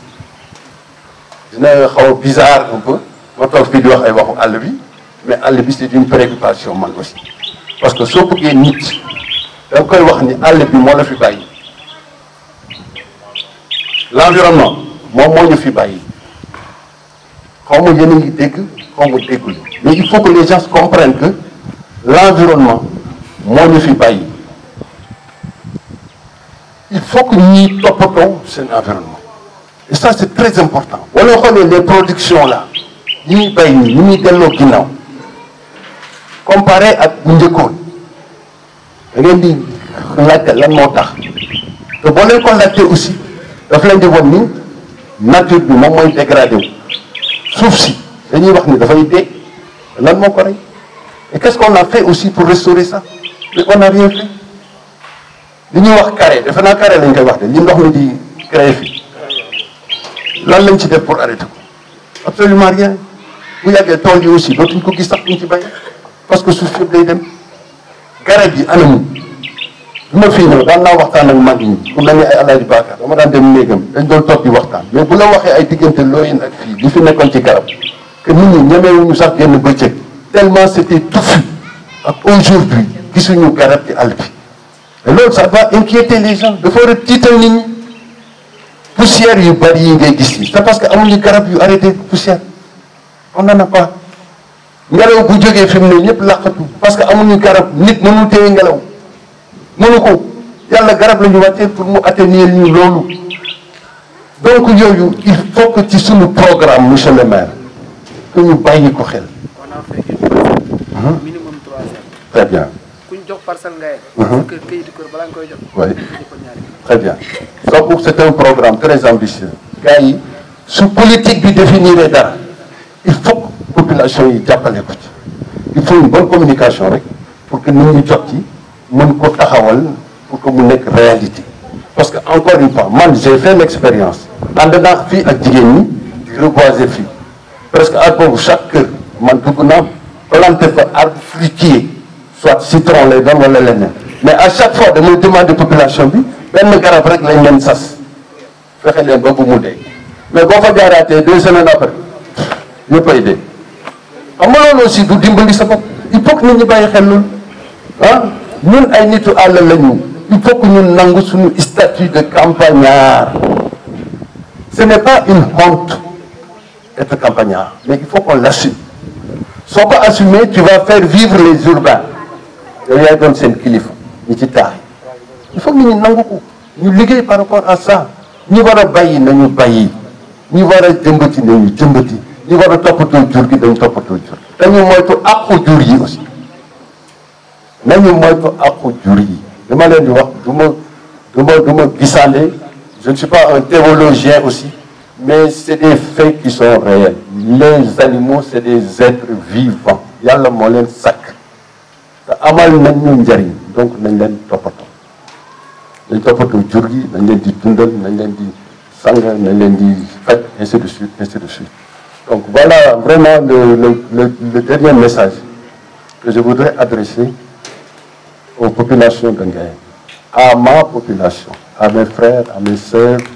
à mes tantes et tout bon li Ali Ndiaye ak xaw ma kan wax nag ngeen baal na de maa ngi gudd parce que c'est Ngayeen aussi ah bon dama wax ni sama cadavre man su ma génnoon àdduna tey dama amoon yéeni ñu suul ma Ngayeen donc ma taxawaat fii ma wax ko li tax ma wax ko aussi c'est simple yaakaar fi ñaan bu ma yaakaarul fenn moo tax ma wax parce que aussi il faut dire les choses telles qu'elles sont samay mbokk kenn du ma leen gën a bëgg man parce que ñoom itam ñu am cofeel ci man lañu ñu ma fonk lañu ñu ma yëg lañu mais li ma yaakaar man ci ñaan fii ci Ngayeen gi ah mën naa seede ni yaakaaruma ko fenn et par conséquent su ma fi deewee buñ ma fi suulee ak buñ ma fi suulul na ngeen ma ñaanal voilà c'est ça waaw na yeex mais dina am comme dina am nag nañ ko sóoraale rek d'accord maintenant li ma leen wax nag na ngeen ko jottali ñi fi fekkul ba bu ma deewee ak fu ñu ma mënti sul na ngeen ma ñaan parce que yaakaar naa fi ñaan li fi jafe-jafe yëpp yàlla na ko fi yàlla éloigné yàlla wàcce fi ay xéwal yu bëree bëri te yàlla yokk yërmande ci njaboot bon vraiment damay seet lan laa war a waxaat bon mais voilà donc je remercie infiniment mes amis là ah Mamour c'est un grand ami à moi monsieur Diamé te Ngaye moo ñu boole il est venu aussi en 95 il m'a trouvé ici man ba ñëw 94 moom mu ñëw 95 on a fait 2 ans ensemble 95 97 moom mu dem mais depuis keroog on ne se quitte pas Mamour fu nekk fekk na ma fa te ñaan ko fu mu ñëw ay mbokk la fay am mais day bàyyi ay mbokkam ñëw sama kër lay ne fa lay fanaan fa lay def ñu ngi mujj Dakar su ma sonnee sama kër këram lay dem noppaloo ci voilà donc on se quitte pas il est comme l'autre elle il est là à Lille kii tamit pareil bon pour dire que moi j'ai pas d'ennemis je n'ai que des amis voilà man aw ma non je ne sens pas mes ennemis je ne les sens pas mais je n'ai que des amis bon loolu nag teranga la teranga la bul yàlla di maye ah yàlla ñu ko yàlla boole nag ñun ñëpp vraiment mënuma leen gërëm xaw ma lu may wax pour gërëm leen quoi franchement toujours di leen ñaanal yàlla yokk xéwal gi yokk fi fan gi yokk man gi njaboot gi surtout yàlla defal leen jàmm ñu màgg ci jàmm yàlla may leen xam-xam yàlla may leen iman ñun ñëpp ñu sopp Seydina Muhammad sallallahu alayhi wa sallam dëkk ci di ko jaamu parce que loolu moo fi des aussi waaw nañu toppatoo suñu diine toppatoo suñu liggéey toppatoo suñu diine toppatoo suñu liggéey loolu moo fi des bon projet bi ngeen am aussi vraiment pour construire une maison pour Moussa Ndao mënuñu def lu dul ñaanal leen ci jàmm mu egg ñun aussi ñu mën ko bëggee parce que c'est pas des questions de besoin mais des questions de prestige c'est-à-dire yooyu c'est des trophées pour moi c'est des trophées man bu ma toogee ne tey nga woo nañ ma di ma sargal c'est un trophée am naa benn cousin bu woote sànq di wax pourquoi waxuma ko parce que nee na buñ lay sargalee dañ ko wax da wax say mbokk ma ne ko c'est vrai wax nga dëgg dama néewal ko parce que pour man fi ma jëm samay mbokk rek ñoo fa ne waaw su ma ñi ma bokkal même bu ñu ñëwul aussi ñi ma fi am yëpp ay mbokk la Ngaye je suis en sécurité Ngaye man quand je suis à Ngaye je suis en sécurité fu ne mën naa fa dugg fu ne mën naa fa fanaan gu ma neex mën naa fi dox aussi voilà donc sentiment yooyu man moom lay dund fii ko alors donc ñi ngi sant ñëpp ñu ngi gërëm ñëpp bon mënuñu wax lépp parce que vraiment fees nañu quoi ñu ngi sant ñëpp ñu ngi gërëm ah voilà merci. De l'amour je te voue, je te glorifie et te chante car tes qualités m'enchantent et en nous tu as semé le savoir, ravis nous le sommes de t'avoir. Là où il y avait l'innocence tu as mis la science, de nos cœurs tu as ôté la peur. Merci beaucoup.